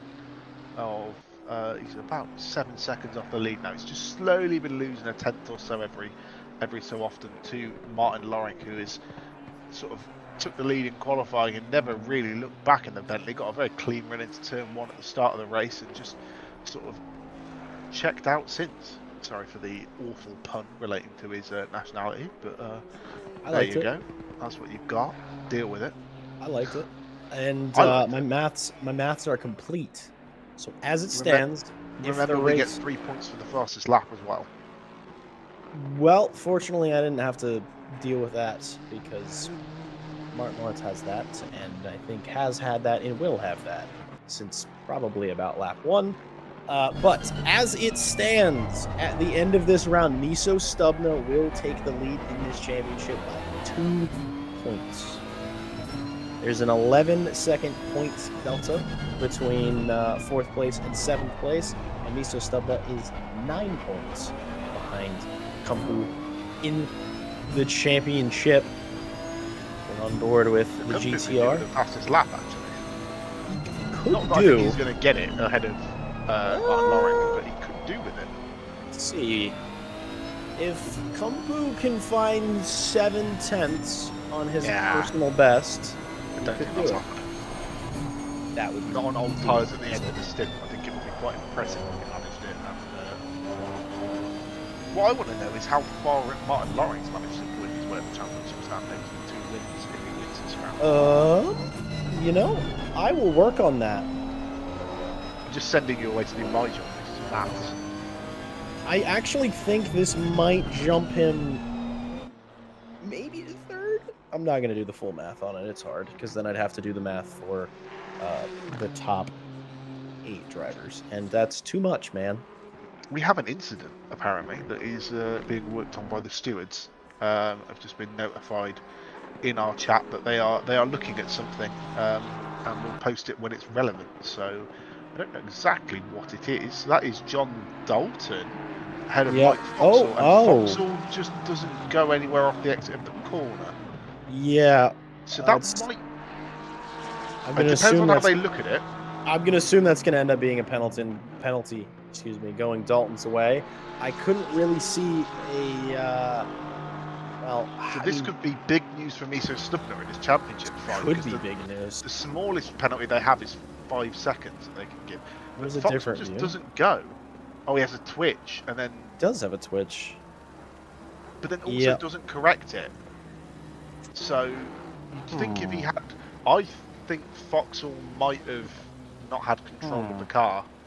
I think he might have run off a curb and something's unplugged, because the way he didn't counter steer when he was going towards the wall, you'd think he'd try and turn right out of it. But he just sort of went straight on, and it wasn't particularly quick, so it sort of looked like he ran over the curb, had a wiggle, and then the thing just stopped. But it didn't stop like he broke, it stopped like he didn't accelerate. Olivier Curtin's been given a drive-through penalty, which he technically doesn't have to serve. But if not, it will be a 30-second post-race penalty if ACC still uses the same system. I believe it does. I can't imagine anything would have changed that much. But yeah, that's going to be a fair few positions lost for Olivier Curtin. I think it might drop down to 11th, possibly 12th position. He's taking it, so... He is taking it. I think it's going to be worth less done in race than post-race. But I can't imagine, if I were to put my stewarding cap on, which I am not a steward at all, I would imagine that if anybody's going to get a penalty for that, it's going to be the way of John Dalton, because after all, they won't penalise him. No further action is the answer. Well, they won't penalise him at all, but they wouldn't penalise Foxall for having, of course, a potential connection issue or potential hardware issue. And what they have judged then is that John Dalton didn't have enough time to react and did put in enough effort to react when he was meant to. But just couldn't manage to slow the car down. There is sometimes going to be contact in racing. If you're going to go drive around circuits with, well, what started with 19 other cars, you are going to probably end up tapping one of them. And that's why people hire mechanics like me, because we fix it when they tap it. Sometimes. Sometimes. No, I'm sure you're amazing at your job, and I still have people kicking down the door. Oh, he's got it. It's fine. Everything's fine. It just looked like he was going to go into the back of Team Everest's cab there. It did look a little bit close. I know it's Martin Lawrence and he's going to judge it perfectly, but it did look like he sort of misjudged it slightly and was maybe a bit scared at that point. But maybe a it's clench. All under control. It's a big thing to stop that Bentley. It is a big thing to stop it. It will be. What you don't realise is how more laps. low mounted the engine is in that thing. The engine is effectively under the dashboard. Oh, it's unbelievable to see how low they mount engines in race cars. Well, you don't have a sump, so there's what's called dry sump, which is basically it removes the oil from being stored under the bottom of the engine. Final lap, ladies and gentlemen. It is the Sorry, final lap. I was squeaking because I wasn't sure if he was going to cross the line in time. Like it is the final lap, but yeah, they remove the sump from the bottom of the engine, so the oil isn't stored down there and doesn't slosh about, and then they store it in an external tank, which they can place where they choose and connect it with lines. It's the way most race cars run, but it means you can put the engine lower, which means the weight's lower, which means your centre of gravity's lower, which means you corner better, even though the thing weighs a ridiculous amount anyways. So just for those of us who speak English, it's good. It's a good. So they do a thing, car go faster, car better to drive. Yes. I'm sorry. I remember taking the bonnet off the one that we had at the uni for a while. We had the one Fanatec used to develop their sim wheel on the Bentley GT3 car. So it's all Fanatec liveried up, and I remember taking the bonnet off it and wondering just where the engine had gone, because you could barely see it over the ducts in the front end that call the rads, and it's right down. I can imagine it's an absolute pain in the arse to do any form of work on it at all whatsoever, because it is like you'd have to lie in the engine bay just to get to it. That's all. Well, it wasn't the most difficult Martin Lawrence has ever had to work for a win around a circuit in ACC. It's another brilliant drive from the Czech driver. Crosses the line in complete and utter control. And Joe Dauber finally getting the result that perhaps he deserved in this championship. He did qualify for it. It is second position on pure pace. And another surprise, John Dalton is here, and John Dalton is on the podium. It's 3 different manufacturers on the podium, which is just brilliant. Miso Stubna crosses the line in 4th, and if my math is correct, and I apologize if it isn't, he's now going to be leading the championship. Emma Plates, very quiet drive from them, but a 5th position nonetheless. Boardman dealing with the early race incidents, taking the penalties on the chin, finishes in 6th position. Nico Kumpu is on the hunt for this championship, be in no doubt, but it's no longer for the 2nd week in a row his to lead, finishing in 7th. I think Peter Varga's gone 8th in this championship. That's another 8th position for him. Michael Redford, the keyboard wizard, 9th. Philip Rhea, the Lexus missile, finishes in 10th. Olivier Kierton, a driver who they had a busy race and they had to work for what they were given, which is 11th. And Kevin Boss, the sickly man that he is, finishes 12th in style. Don't get DQ'd. Ah, it's fine. It gets fixed anyways. Ladies and gentlemen, this is our finishing order in round 3 here at Donington. Very good race. As much as I goof on the circuit, it is mighty, mighty good. It is Martin Lawrence who crossed the line first, which means he won the race, for those of you unfamiliar with how racing works. Joe Dauber finished 2nd. John Dalton finished 3rd. Miso Stubna 4th. Emma Plate 5th. Andy Boardman 6th. Nico Kumpu 7th. Peter Varga 8th. Mike Redford 10th. Mike Redford in 9th. Philip Rhea in 10th. Olivier Kierton 11th. Kevin Boss 12th. Thibaut Roskamp 13th. Mike Foxhall 14th. Philip Kemperdix in 15th. Reisenhauer 16th. Huel 17th. Anakin 18th. Rigweedy 19th. And Matt Malcolm, he was here at some point, but he did not show himself for the entire session. Technically finished 20th. And well, I was just good. I'll just give it a that was good.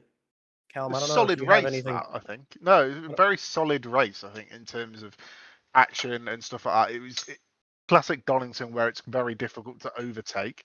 But yeah, it's a solid race from those guys, and I think obviously Martin Lawrence has shown that he's going for the championship, but obviously not attending the first round has probably hurt him a little bit more than he would think. I did incorrectly mention, and it was brought up to me today, there are no dropped rounds, so what you see is what you get. My bad. Sorry, I said last week that there was, but there wasn't. We are professionals. We are professionals, somewhat. But yeah, I believe. Well, we've had a couple of people join us. I don't know if one of them's just to tell us off after the race, because it is Kevin. But we've had John. Oh, John Dalton's coming in as well. But first of all, I think we'll have to go with who joined us first. It is first come, first serve. Mike Redford, we're going to have to speak to you, I'm afraid, because if you type it out, it's not really going to work very well. Oh, what a shame. I just ask that you do hear me right, don't you? Because I've got a We do hear you. We do hear you. You sound lovely. Well worth the investment. But yeah, I mean, I'm just kind of impressed that I've learned that you managed to type out while you're driving around. I thought it was just when you pitted. But no, it's like, I don't know. It's just a skill I've learned over time. It's not too hard as long as I only do it on straights. Don't text and drive, kids.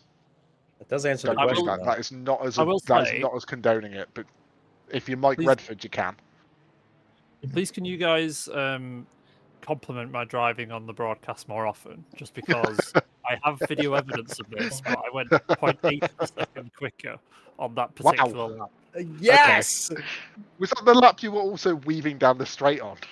Yeah, I don't quite know how I did that. I only noticed the delta when I got past the first hairpin. So it might have been just a really good chicane, or I might have been doing that well all the way through. But yeah, Fair enough.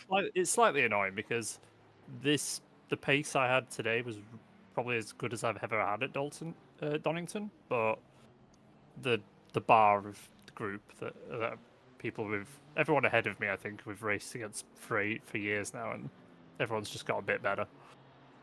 So it's Yeah, I frustrating. guess it's a It's nice, struggle but, yeah.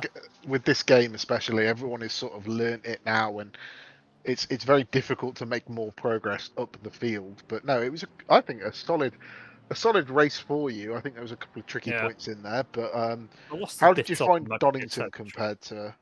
compared to especially a rainy Laguna Seca? Was it nice to have some dry weather? Yeah, I would say it would be nice to be able to see where I'm going, but the sun kind of destroyed that. Sun in your eyes for two of the most important corners of the track. Do you guys get any planes going over? Because it's a feature at Donington that is right by an Yes, airport, and I don't know if it translates in sim whether you get an occasional 747 go over your head, but we do when we go there and run cars in real life. So it's not. It's not a 747. I'm not sure what it is. It's one of those kind of private Kevin jet can tell us. looking things. Kevin will tell us. It's fine. Don't worry about it. I don't know. I could tell you. I do spend an embarrassing long time looking on flight trackers and stuff. I should know this, but I know it's not a Dassault, but that's about it. Oh, okay. Where are we next? We're at Red Bull Ring next. So are you here next week? I believe I am as well. But are you here next week? I will be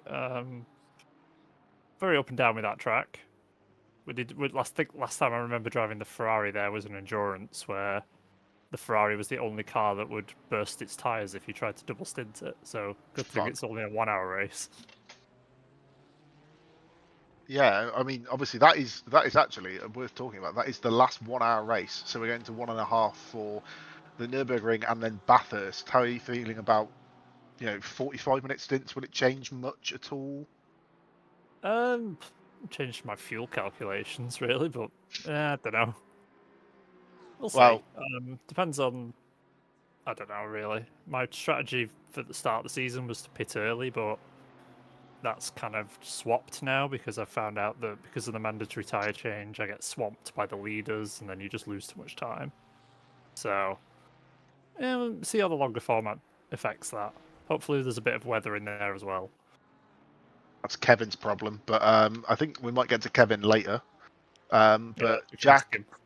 we'll ask Kevin what he's got planned, and then you can get a sneak preview. Jack, have you got a familiar face for us? I do. A familiar. For me more, it's a familiar voice. Back in the To be early fair, days, I say that I've never met my Dalton in real life, so yeah, my it's a familiar my voice. sensei, John My Dalton, sensei. our sensei. Are John you happy Dalton. with what you produced, John? Yeah, definitely so. I mean, it was a hard one tonight, and yeah, certainly probably an interesting broadcast to watch back. Uh-oh. That's never something I like to hear. No, it was a good one. It was a very good race, and it's good having you back on a Monday. Congrats on the podium. It seems that well, the time off, if there was any, hasn't dulled your skills at all. I mean, how did it feel on the whole? Yeah, I mean the Porsche's a pretty dicey car to begin with, regardless of how you kind of put it. There's always that fall off in the middle of the stint with the tires, and again I saw Raphael Huell kind of succumb to something in turn one, which kind of gifted me the podium essentially. But Stubner, absolute pain in my behind constantly throughout the whole of the first half. Could not shake him. I knew it was going to be one I lost on pit lane. Really dicey entry. Just about got it slowed down, I think, to the limiter. Straight into the mark, straight out of the box again, and came out with a quite a commanding lead. I think it was about 1.5, 1.6. So it was kind of head down and just try and nail everything, because obviously getting the Porsche tyres up to temperature while Stubner was on hot tyres, it was definitely going to be a bit of a challenge for the second half of the race. But every lap we were just kind of matching each other. There was a few laps where he was about 0.2, 0.3 up, and then again just refocused, got back into it again. And yeah, it was a real hard hour, I think, at Donington. It's one of those circuits that's just relentless. There's no kind of get up with it. There's no nice long straight to relax. It's just corner after corner after corner. Well, it's enough straights to relax for those who like typing a lot. But no, you're absolutely right. It didn't look easy from what we could see, but I don't know, it looked controlled. It looked very impressive. I heard whispers that maybe you're planning on joining for the rest of the season. Is that confirmed, or at least as you're available? I think so. It's set in stone for me anyway. It was one of those calendars where I wasn't a fan of the first two races. So, and again with the endurance, kind of the hour 30 coming in the back half of the season, it kind of piqued my interest a bit more. I've not driven the Porsche in a while since I think World Tour last year. Other than that odd Nürburgring 24 victory that we had on a Monday for Porsche Masters or Deutschland Masters, I can't really remember. But yeah, other than that, dragged the old girl out of retirement and put some laps together. And Raphael Huell just so quick in qualifying. I was worried for my race pace, but it always flips the other way for me. I'm always off in qualifying, but as soon as the race comes, I'm always back up there again. Yeah, it was interesting. It was the sort of uncommon mistakes from Huell today. But of the 3 rounds coming up between Red Bull Ring, Nürburgring GP, and Bathurst, what is your favorite, or the one you're most looking forward to? It's got to be the mountain, as Ash says in our ears. It's got to be, rising up through the mountain, over the top, down the other side. And I know I'm going to be a sitting duck down the Conrod, but I think just to go over the top of the mountain is going to be so fun, especially in the Porsche, of course. So the flat six reverbing off all the walls. It's going to be a very nice sounding hour and a half for me come the end of the season. I think that is absolutely the right answer. There was a correct answer there. Thank you for picking the correct answer. And we'll move on. But yeah, thanks for joining us in the box. Thanks for joining us on the circuit as well. We look forward to see how you do for the rest of the season. So best of luck prepping for the last hour sprint we have. And again, pleasure having you. Yeah, thank you guys. Take care. See you, mate. I think Boss. next, absolutely, yeah, he is. He is the man who taught both of us. I don't know whether that's a compliment or a detriment to his commentary career, but he doesn't come in here as often as he used to. But it's nice to see him. Nice to see him back. Speaking of boss, which I think is what you were actually referring to, Kevin, get in here. Hello. How was that? Oh, that was quite a struggle because I wasn't supposed to be here initially, but man got ill, so I'm driving sick. So having to fight off Peter Varga for the first bit was taking basically all my energy. Started making mistakes, and yeah, I hope you guys saw the drift show. I was giving. We caught the drift halfway. show. Yeah, we caught that. Yeah, so yeah, that was quite the struggle. I mean, I was happy with the quality pace at least, and let's say end result as well, gaining still 4 positions because I gained quite a bit at the start and still finishing 12th. I'll take it, seeing the circumstances I'm in. Not quite as good as yesterday, though, right? Yeah. Not as good as yesterday. Yeah. As you can tell, these guys race together when they're not doing this. So I think it was an LMU race you guys were doing yesterday. I heard Kevin got quite angry while Mike Redford was texting in the chat as well. I think you were racing all together. But it's why I need to get my sim rig back up and running so I can join the shenanigans and be the person you're all shouting at instead of the random person who was, I think, causing quite a bit of bother in the old LMU servers. But no bother really today. Yeah, anything to think back on as incident wise, or I can't remember. I don't think I remember seeing you getting involved in anything too drastic. No, I was incident free, just not mistake free, and that's just what put me back down in the grid a bit again. But yeah, at least I kept the nose clean. I did get a track limit warning on lap 2, but yeah, that's the most I had incident wise. I mean, a lot of people got drive-throughs. A lot of people ended up getting penalties for contact as well. So I think you probably gained a little bit off that and then lost a little bit later on. Do you know what you're doing for the rest of the season, or is it a bit up in the air still? Well, I should be here for Red Bull Ring. should be here for Red Bull Ring and the Mountain. So yeah, I Not still have 2 bad. rounds to go. So you get one last taste of a sprint to see if you can do any better with that, and then an hour and a half of driving a GTR up the mountain. Of praying to survive, yes. Well, hopefully we'll look forward to seeing you next week and then for the finale. But thanks, Kevin. Always good to speak to you, and I'm sure we'll catch up again before next week. But Jack, we've only got one left. We do. Last but not least, one of the 2 poster childs of consistency in this series, Mr. Peter Varga. Congratulations on another 8th place. I don't know if you've been keeping count, but I have been. That's 3 on the trot. Yeah, I was actually thinking about it when I finished. Like, this is gonna be 3 P8s in a row. It's you and Miso Stubna. He's done 3 4s and you've done 3 8s. So. Oh, yeah, but he leads the championship. I don't. So yeah, but Hey. hey, happy to see a fellow Slovak in the lead of championship. I'm gonna give him that. Fair enough. Well, how did things feel today around Donnie? It seemed that the Ferrari was good but not great.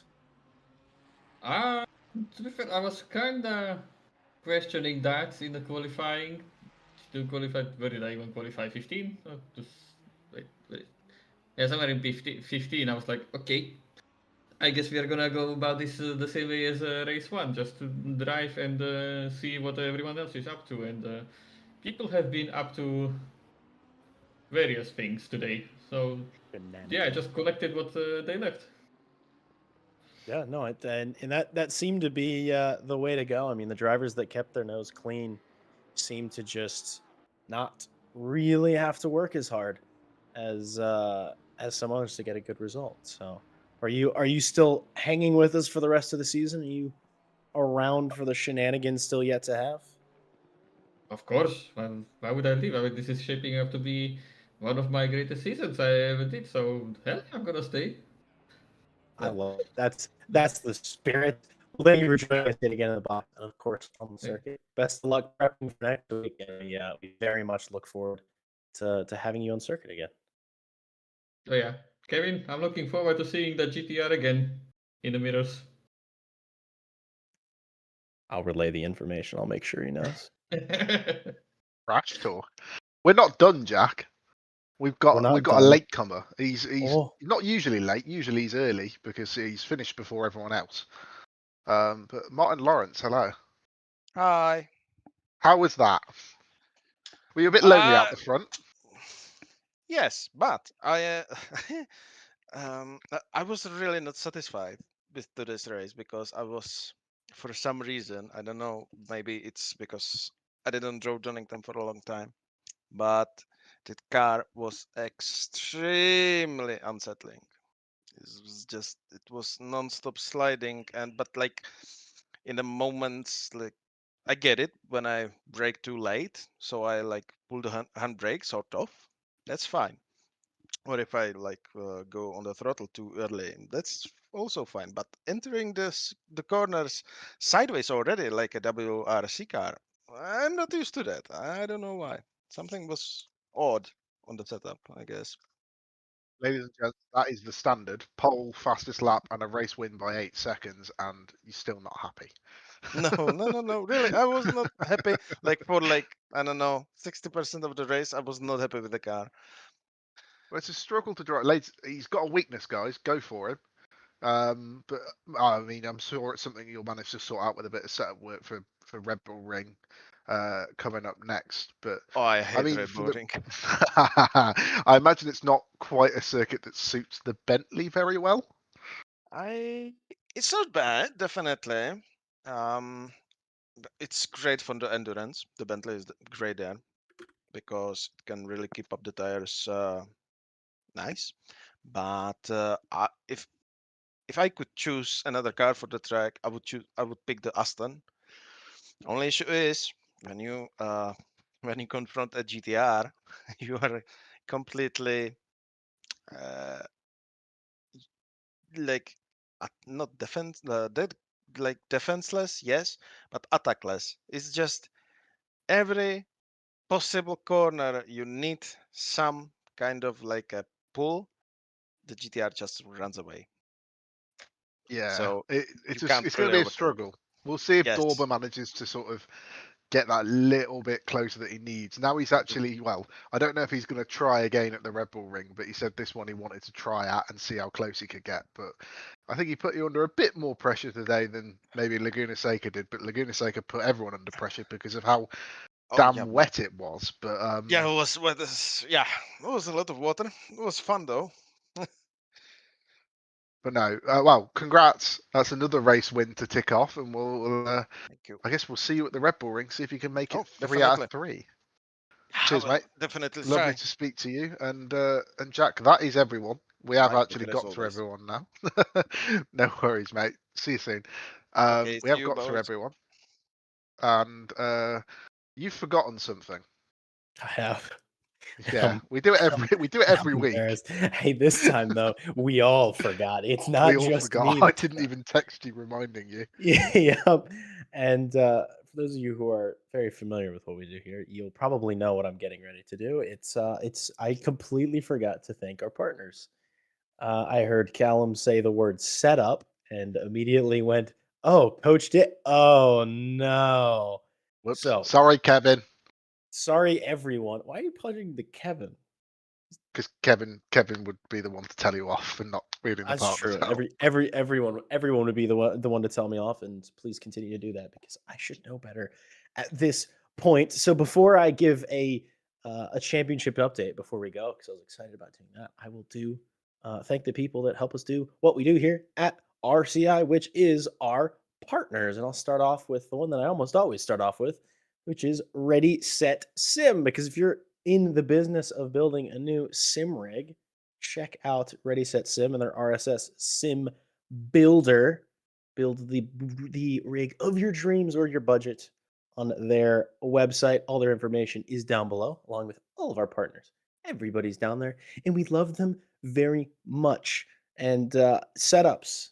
There's one name that pops into my head and lots of people's head, and that's Coach Dave Delta for not just setups, but also there are different apps and coaching services that they offer. Lap time begins faster. Lap times begin with Delta, and they are wonderful. I use their setups regularly, as with many people, and they are wonderful. Thank you as well to Moser Racing, our direct drive hardware partner. For high quality direct drive gear, look no further than Moser Racing. Their stuff is awesome. We kind of did talk about them during the stream, but we were more pleading for them to give us free stuff. But That plea still stands, by the way. I'm not taking it back. I stand by what was No. said, and I stand by everything I said about how I use their gear, and it's fantastic, and I would like more of it. It is truly some really good stuff. Super good prices, super high quality stuff. And it's not just racing sims, there's also a bit of trucking gear and a bit of flight sim gear. And I just found out when I was perusing yesterday, they have rudder pedals now. So their flight arsenal is getting bigger and bigger. And I'm like, if I want to build a flight sim rig, which I often think about doing, I might know where I'm going to start shopping.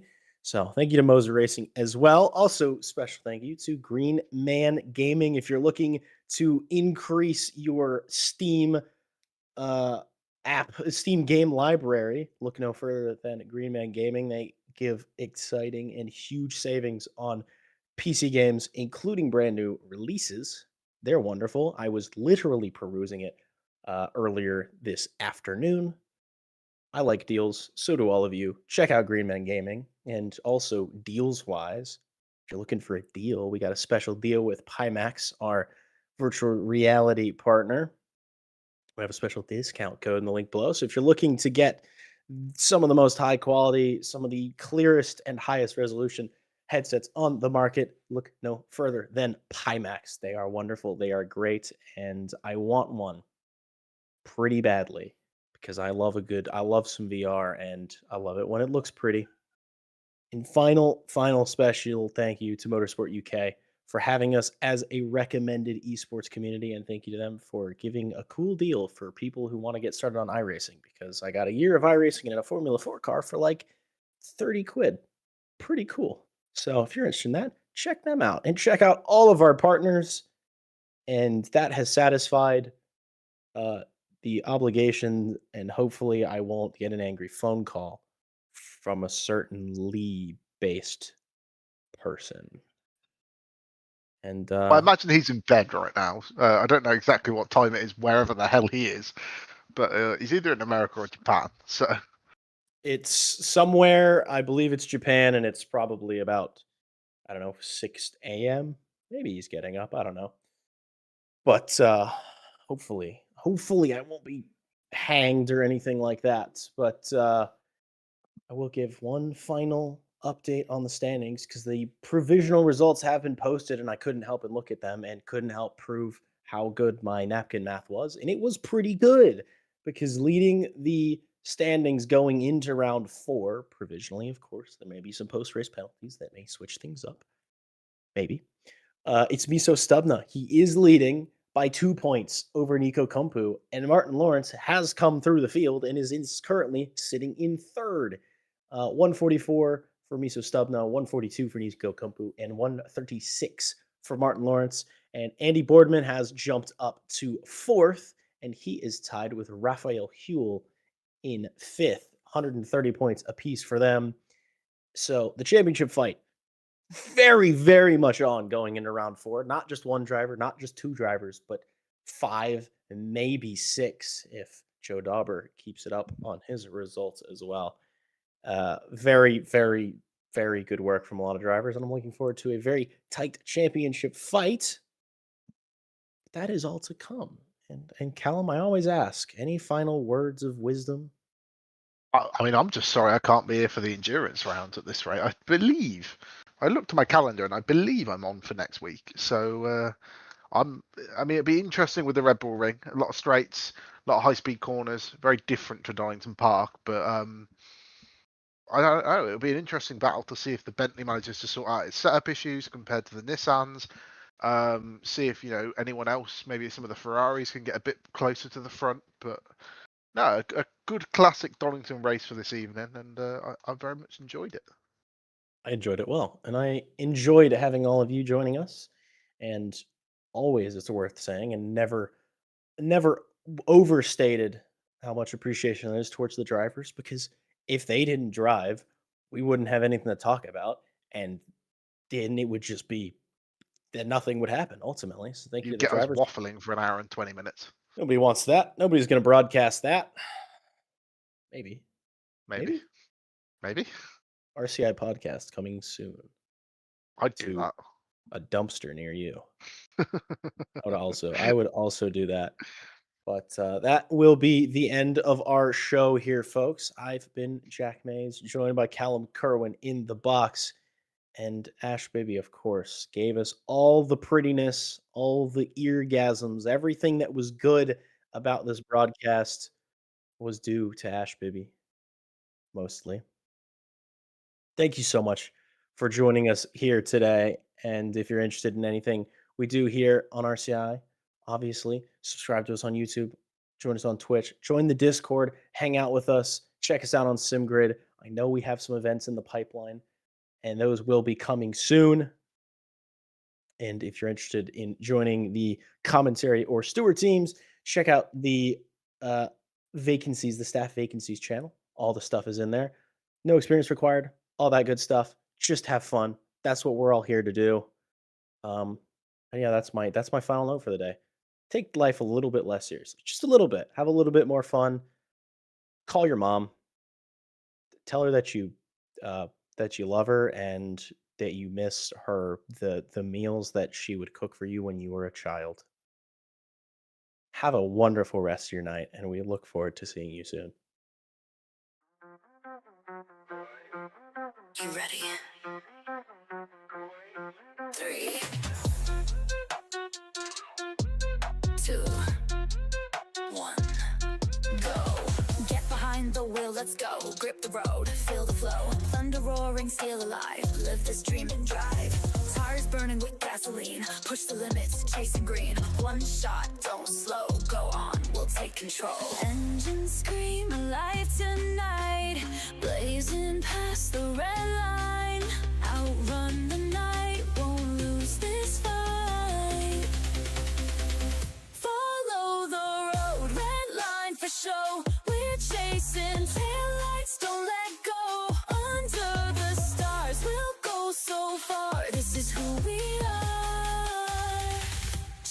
taillights. Chasing taillights. Chasing taillights. We're chasing taillights.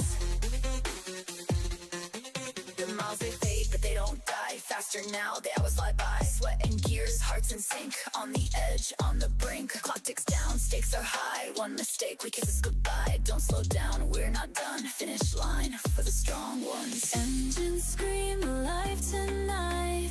Blazing past the red line. Outrun the night, won't lose this fight. Follow the road, red line for show. We're chasing taillights, don't let go. Under the stars, we'll go so far. This is who we are. Chasing taillights. We're chasing taillights. Chasing taillights. We're chasing taillights. Feel the rush, see the goal. Every second, take control. The world blurs, time won't wait. We rise, we fight, we